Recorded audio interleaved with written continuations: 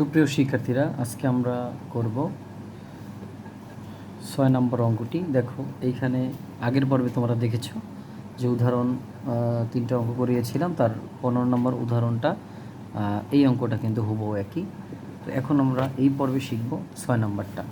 ঠিক আছে? তো 6 নম্বরটা দেখো কি মানগুলো দেওয়া আছে, এগুলো দেওয়া আছে লিখব, তারপরে লেফট হ্যান্ড সাইডটা লিখব। ওকে সুপ্রিয় শিক্ষার্থীরা, দেখো আমরা উঠিয়ে নিলাম আমরা অঙ্কটি। এখন আমরা সুন্দর করে মানগুলো বসিয়ে নেব। এক্সের মানটা আমরা সুন্দর করে এখান থেকে বসিয়ে নেব, অর্থাৎ এক্সের মানটা হলো a to the power Q plus R into B to the power P whole to the power হলো কিউ মাইনাস আর ইন্টু ওয়াইয়ের মানটা বসাই দেব a to the power R plus P into B to the power Q whole to the power আমাদের এখানে আর minus P দেওয়া আছে into এখানে এখন জেটের মানটা বসাবো A to the power P plus Q into B to the power R whole to the power হবে পি মাইনাস কিউ। দেখো আমি কি করলাম, জাস্ট মানগুলো বসাই দিলাম।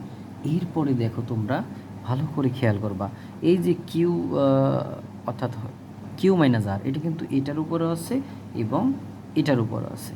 তাহলে এটার উপর আছে মানে এটার উপর আছে, ভালো করে খেয়াল করবা। এ টু দ্য পাওয়ার দেখো তো এ প্লাস বি ইন্টু এ মাইনাস বি কোন সূত্রে পড়েছে বলো তো? আমি যদি একবারে লিখি তাহলে কি এটা লিখতে পারি? আর B to the power B যে পি আছে, তাহলে এটা আমরা গুণ করে দেবো ডাইরেক্ট, অর্থাৎ যদি গুণ করি পি কিউ মাইনাস পি আর, বুঝতে পেরেছো? ইন্টু একটু ভালো করে খেয়াল করলেই তোমরা পারবা।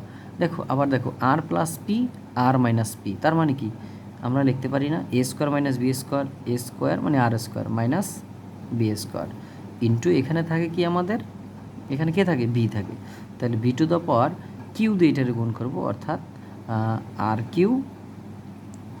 Q minus P Q. আশা করি বুঝতে পেরেছো। এবার দেখো সেম জিনিসটা P plus Q into P minus Q, তাহলে এখানে কী করতে পারি? P square minus Q square into R দিয়ে যদি এটার গুণ করি তাহলে বি টু দ্য পাওয়ার কী হবে? R P minus Q R. তাহলে এই হলো আমাদের অঙ্কের থিম। এবার দেখো আমরা এখানে কিন্তু আমরা এই যে মানগুলো এইগুলো পেয়েছি, এটা একটা এ কমন নিলাম এইখানে। হ্যাঁ, তো একটা এ কমন নেওয়ার পরিবর্তে আমরা দেখো এখানে পাবো এইটা, এখানে এর উপর পাওয়ার পূর্বে কিন্তু ইন্টু আছে, এর জন্য প্লাস হবে। তাহলে আর স্কোয়ার পাবো মাইনাস পি স্কোয়ার পাবো, পূর্বে ইন্টু আছে এর জন্য প্লাস হবে, এখানে হবে P square minus Q square into দেখো বি এর মান কী পেয়েছি আমরা? P Q minus P R, আর এখানে বি এর মান কী পেয়েছি? Plus R Q minus P Q plus এইখানে কী পেয়েছি? আর পি বা পি আর। হ্যাঁ, একটা লিখলে P R minus Q R. দেখো তো এখানে কি কাটা যায় আমার? কিছু অবশ্যই কাটা যাবে, ভালো করে একটু যদি লক্ষ্য করো এখানে দেখো তো কি কাটা যায়। এই যে দেখো কিউ স্কোয়ার পি স্কোয়ার আর স্কোয়ার কাটা যায়। এখানে দেখো তো P Q P R Q R Q একই কিন্তু কথা। তাহলে আমরা পরিশেষে দেখো এ টু দ্য পাওয়ার 0 হয় আর বি টু দ্য পাওয়ার 0 হয় ইজিক্যাল টু 1।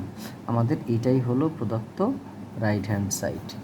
আশা করি তোমরা অঙ্কটি বুঝতে পেরেছো। এবার তোমাদের করাবো 6-এর খ নম্বর অঙ্কটা।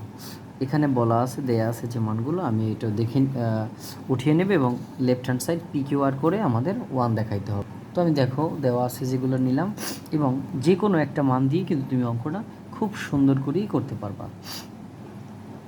তো দেখো সি এর মানটা আমরা জানি, সি এর মান কি? B to the power Q. তাহলে সি এর মানটা আমরা বসাবো B to the power Q whole to the power এই যে আরটা আছে এখানে বসিয়ে দেবো, সাথে থাকবে এ। তো আমরা এটা যদি একটু গুণ করে নিই, B to the power Q R equal to A, তাহলে ভালো করে খেয়াল করো তো যেখানে বি এর মান কী ছিল? বি এর মান কিন্তু ছিল A to the power P, তাহলে বি এর মান A to the power P বসাও, আর এখানে থাকে কি? Q R equal to A. তাহলে ভালো করে খেয়াল করো, A to the power P Q R equal to A. আমরা একটু আগেই কিন্তু শিখেছিলাম যদি বেজ আর বেজ এক হয় তাহলে কিন্তু কাটা যায়। অতএব P Q R equal to 1, এটাই আমাদের আনসার। দেখো এখন আমরা গ নম্বর অঙ্কটা খুব সহজেই সমাধানটা করব। তো এই মানগুলো আমাদের দেয়া আছে, তো আমরা এখন থেকে আমরা সমাধানটা করব। সুতরাং আমরা এই অংশটা আমরা আগে লিখব P to the power Y Q to the power X whole to the power Z equal to আমরা এ স্কোয়ার লিখব। তো এইখানে একটু যদি ভালো করে খেয়াল করো, এই জেড কিন্তু আমাদের সবার উপরেই আছে, তাই না?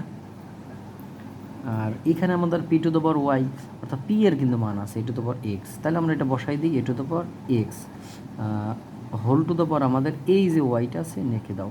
আর এখানে আছে কিউ এর মান A to the power Y, তাহলে আমরা কি করতে পারি A to the power Y whole to the power এই যে এক্সটা এখানে বসাই দাও। আমাদের কিন্তু এখনও এই যে জেডটা রয়ে গেছে ইজিক্যাল টু আমাদের এ স্কোয়ার। তো এখানে একটু চিন্তা করো যে A to the power X Y হবে, তাই না?